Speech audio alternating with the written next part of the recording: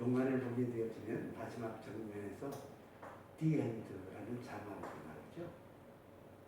그 영화의 여러 가지 이야기가 많은 화면을 통해서 우리에게 보여지다가 The End 딱 끝나면 더 이상 영화 이야기는 없어요. 그게 끝이에요. 사람들이 찾아가는 게 있어요. 역사의 끝이 있거든요. 개인에게도 종말 있는 게 있고요. 그래서 역사도 끝나고 개인도 살다가 끝나면 다다. 이렇게 생각하고 이렇게 판단하고 그렇게 사는 경우가 참 많거든요. 과연 그럴까요? 사람이 죽으면 끝나는 거야. 아이 뭐 사람 별거 없어. 그냥 죽으면 그만이야. 뭐 죽으면 뭐. 죽으면 그만인데 뭐. 그래요? 만약에 죽음이라는 것이 끝이다. 죽음으로 모든 것이 흙으로 왔으니 흙으로 돌아가고 모든 것이 끝났다. 그러면 저도 목사인 저도 저 이렇게 안 살아요. 그냥 세상의 쾌락이라는 쾌락은 다 즐기고 누구를 속이든 누구의 뭐 물건을 도둑질하든 뭐하든 어쨌든 아이스당이 다 살다가 죽는데 무슨 도둑질하고 윤리같이라고 그래요. 근데 끝이다. 그게 아니거든요. 끝이다. 그 다음 단계가 있거든요. 사람이 한 번 죽는 것은 정하시죠. 그게 심판이들이다. 우리의 행함의 모든 말과 행동과 모든 것이 결산을 하는 날이 와요. 나만 끝나면 되는 게 아니라 나를 이 땅에 보내시고 이 땅에 숨쉬게 하시고 이 땅에 존재하게 하셨던 전능자 하나님 앞에서 내가 세움을 받게 되는 그날이 온다는 말이에요.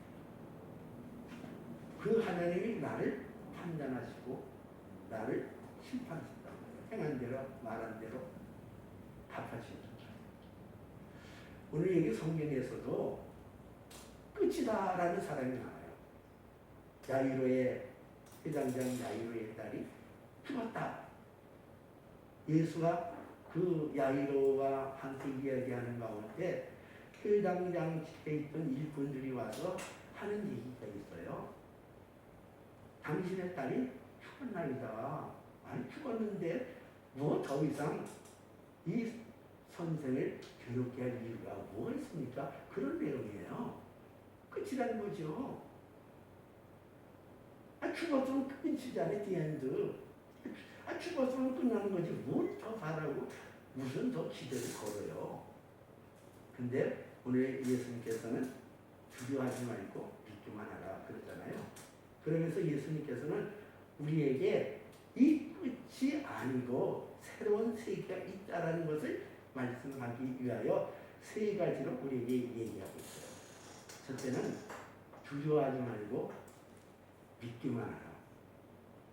그리고 너희의 두 번째는 너희 주위에 믿음의 사람을 항상 준비해라. 세 번째는 예수님의 관점. 이 딸이 죽은 것이 아니라 잔다 하면서 그를 살려내잖아요. 그러면서 잔다. 너희는 끝났다고 하는데 이 잔다 이 아이가. 잔다는 건 뭘 말해요? 일어난다는 거 아니에요? 잠에서 계속 잠으로 끝나는 게 아니라 잠을 자고 나면 반드시 깨나는 게 있잖아요. 이렇게 세 가지로 얘기를 하고 있어요. 첫 번째는 예수님께서 끝이 아니라 그 위에 있다는 것을 믿어야 된다. 두려워 말고 믿기만 하라 그러잖아요. 이 회장장이 자기 딸을 굉장히 소중히 여겼어요. 사랑했고요. 나이가 12살뿐이 안 돼요. 그 딸아이가 죽게 되었으니 선생이요 우리 집에 오셔서 그 아이에게 손을 얹어서 그 아이가 그 사명에 엄청난 그 두려움에 사용하며 다시 낳게 해주세요. 그리고 구원하잖아요. 그 회당장이라는 권세도 있고 권위도 있고 그런데 그가 다 무시하고 예수님 발 아래 엎드려 간구해 간곡히 간구하여 이르되 이렇게 나와요. 아주 행복히 내 딸을 고쳐주옵소서. 손을 저 그에게 사망에 은퇴한 것이 떠나게 하고 생명을 얻게 하소서. 그리고 그 예수님한테 그리고 간구했는데 그 중간에 혈루병 10년 혈루병 여자가 와서 예수님의 옷가위만 만져도 나음을 받으리라 생각해서 그 지체가 되잖아요. 누가 내 옷에 손을 대느냐.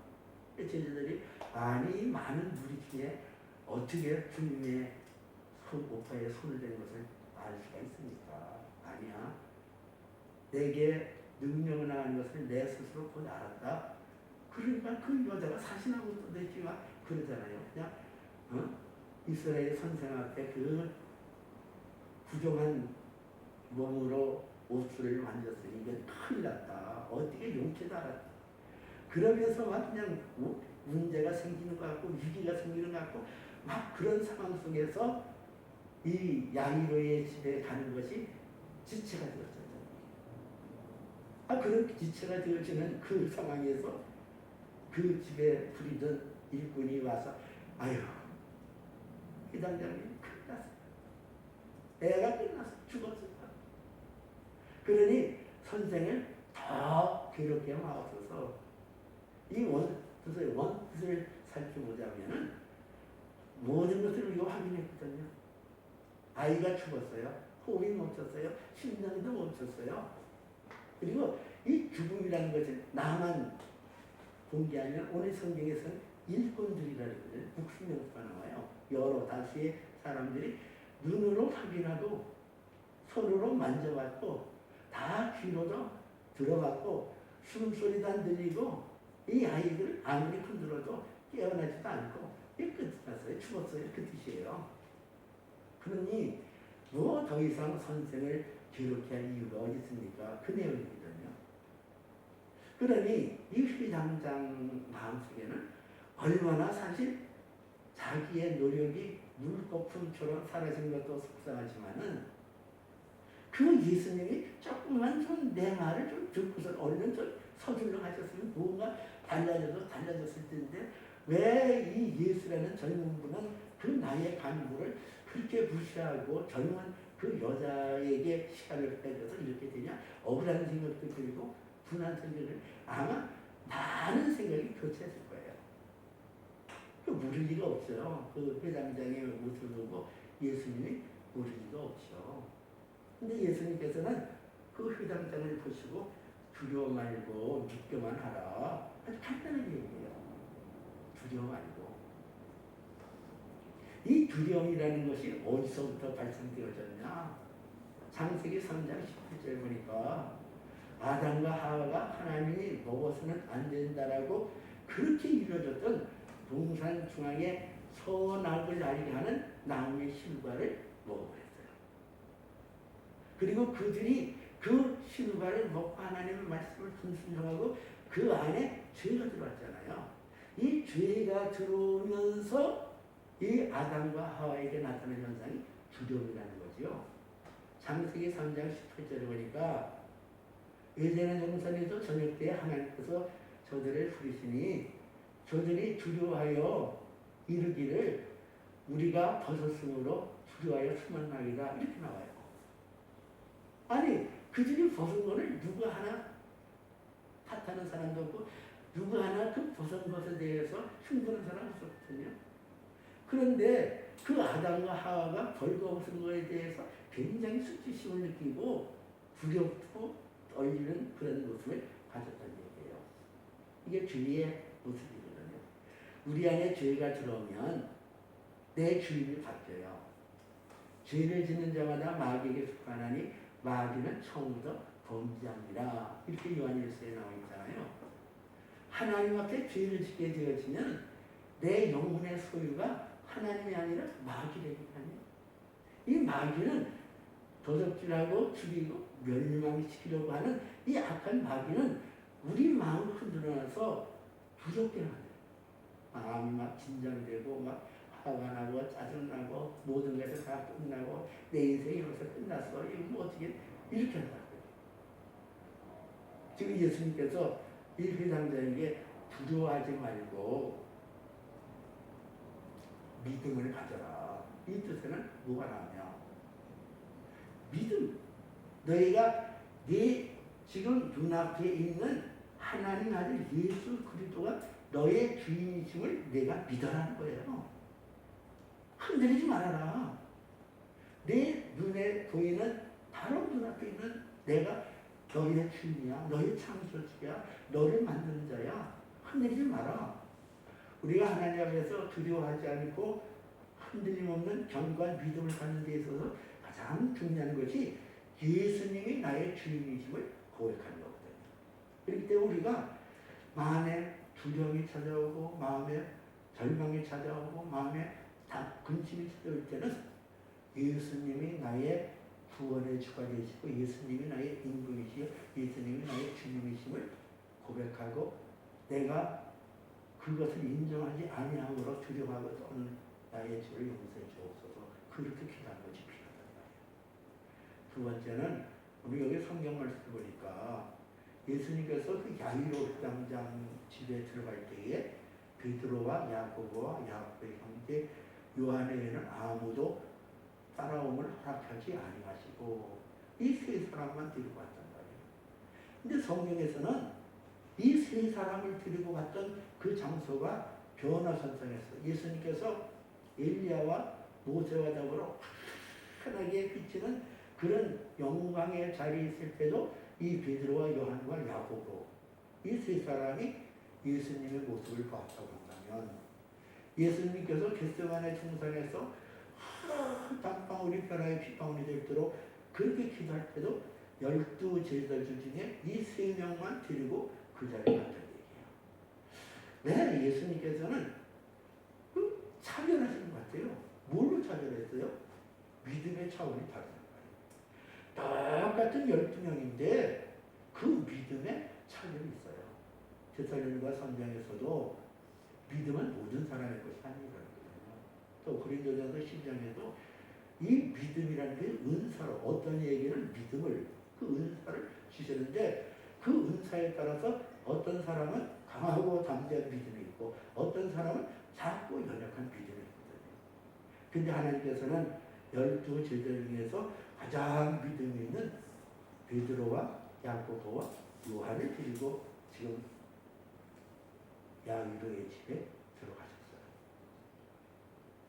이 믿음이 있는 사람들에게 하나님의 행하시는 일을 보아 그들로 하여금 믿음이 생기고 그 믿음을 이웃에게 전파하며 하나님의 아들을 나타내거든요. 그렇기 때문에 이 믿음의 세 사람을 우리가 같이 갔을 걸 우리가 알 수 있어요. 누가복음 16장 9절 말씀에 보니까 불의의 재물로 친구를 사느라 내 재물이 없어지는 날 그가 너희의 거처할 것을 예비하리라 그런 말씀이거든요. 불의한 재물 이 재물은 그렇게 뭐 온전하지 않아요. 재물이. 근데 그 재물로 친구를 사귀게 할 거예요. 그 친구가 그 재물이라는 게 그렇잖아요. 있다가도 없어지고 그렇지만 언제까지나 뭐 영구적으로 그 재물은 내 거 아니거든요. 그 재물이 없어질 때에 너를 영구한 그 자리로 인도해야 될 것이다. 여러분 이 믿음의 형제자매 이거 참 중요하거든요. 여러분들이 이 믿음의 공동체에서 나의 믿음을 얘기하고 나의 믿음을 설명하고 함께 믿음을 갖는 것은 대단히 중요해요. 그러면서 서로 말씀을 받는 자는 가르치는 자와 함께 모든 것을 좋은 것을 같이 하게 되거든요. 여러분들이 항상 믿음의 소중함을 느끼고 믿음을 함께하는 사람을 귀하게 여기고 사귀는 필요하다. 예수님도 그랬으니까요. 믿음. 그럴 때 우리는 이 세상에 절망이 오고 때로는 답답하고 때로는 쓰러지고 그런데도 그 믿음의 형제들의 격려와 위로와 힘을 실어서 세상을 이길 수 있는 힘을 얻을 수 있다는 얘기예요. 두 번째는 예수님의 그 견해. 오늘 여기 성경에 보니까 그 야이로 집에 갔더니 사람들이 울며 떠들고 애곡하고 통곡했다는 거예요. 그 당시 그 유대인들의 이 장례 풍습이 요란했거든요. 그냥 막 피리 부는 사람 두 사람이 피리를 부으면 한 사람은 타악을 가지고 하고 막 그러면서 그냥 그 애곡하는 사람들이 있었단 말이야. 누가 처연하게 아주 슬피 부서지게 무릎을 잡느냐. 그런 사람을 돈을 주고 그러다가 그 사람들이 울고 그러냐 좋은 사람들이 그런 슬픈 환경에 빠져서 눈물을 흘리도록 했거든요. 그러니까 이 야이로 이 회장장이 그 지역에서는 꽤나 명망이 있고 유명한 사람이니까 얼마나 많은 사람들이 모여서 얼마나 그 울음소리와 그 애곡하는 소리가 그냥 하루를 찌르했을 거예요. 그럴 때 예수님께서 어찌하여 너희가 울며 떠드냐. 그리고 그들을 내보내셨어요. 그리고 예수님의 세 제자와 야이로와 그 야이로의 모친만 들고 그 방으로 들어가요. 여러분, 하나님의 기적의 역사를 이루는 데는 믿음이 있어야 그 기적을 기적으로 받아들일 수 있고 기적으로 우리가 믿음을 가지고 갈 수 있다. 근데 지금 그 예수님이 다 막 울고 막 부르고 하는 사람들 중에 향하여 뭐라고 얘기냐면 이 애가 죽은 게 아니고 잔다 이래요. 잔다. 여러분 이게 믿어져요. 애가 그냥 다 죽어가지고 그냥 얼굴이 파래져가지고 그냥 누워있고 숨도 안 쉬고 꼼짝도 안 하고 있는 애인데 분명히 죽었는데 끝났는데 예수님의 관점은 이 아이가 죽은 것이 아니고 잔다라는 거예요. 이 세상 사람들은 이 12살 먹은 이 소녀를 향하여 디엔드 끝났어. 더 이상 소망이 없어. 더 이상 뭐 바랄 게 뭐가 있어. 그러나 예수님의 관점은 이 아이가 죽은 것이 아니라 잔다 이러잖아요. 일어난다는 거예요. 이게 예수님의 관점이거든요. 여러분들이 내게 믿음이 있다고 한다면 때로는 우리가 절망에 늪에 빠질 때가 있어요. 여기 끝나서 나는 뭐 더 이상 바라볼 거 없어. 더 이상 뭐 손에 잡을 것도 없고 더 이상 뭐 들 것도 없어. 근데 나는 그렇게 보고 세상 사람들이 그렇게 봐요. 너는 끝났어. 너는 소망이 없어. 너는 안 돼. 너는 뒤엔드 끝이야. 근데 주님께서는 잔다. 잠시 치솟았다가 잠시 후면 네가 툭툭 터고 일어난다. 이게 주님의 모습이에요. 우리가 주님의 관점으로 세상을 볼 줄 알아야 된다는 거예요. 세상 사람들은 다 끝이라 할 때 주님은 아니다. 그가 잠시 끝이하고 잠시 시간을 흘리다가 다시 일어난다. 그리고 그 예수님이 그 소녀에게 가서 손을 내밀어 달리다고 그러시잖아요. 이 달리다 이것은 소녀야라는 뜻이거든요. 그럼 일어나라. 근데 놀라운 일이 벌어졌어요. 달리다고 했더니 소녀가 일어났다는데 이 아이가 그 죽음의 현장 속에서 일어나는 거예요. 여러분 이게 주님의 능력이에요. 주님은 살아있고 원동력 있는 말씀을 주시는 분이요. 영원부터 영원까지 계시는 분이거든요. 그분의 말씀 한마디는 능히 죽음의 그 저주 속에서 우리를 건져내시고 죽음의 절망에서 우리를 살게 하시는 분이 주님이시거든요. 그 주님이 달리다고 이 아이를 일으켰던 주님이 내 삶의 주인으로 오셔서 내게 처하고 있는 안경 속에서 때로는 이것이 끝났습니다. 이것이 이제 절망입니다. 그러나 주님은 죽은 게 아니라 잔다. 끝난 게 아니라 다시 시작이다. 이렇게 말씀하십니다. 이런 은혜를 여러분들이 깨닫고 어떤 환경과 어떤 요건 속에서도 깨어 일어나는 믿음의 사람들을 줄로 믿습니다. 그 은혜가 저와 여러분의 것이 되어지기를 주님의 이름으로 축복해 드립니다.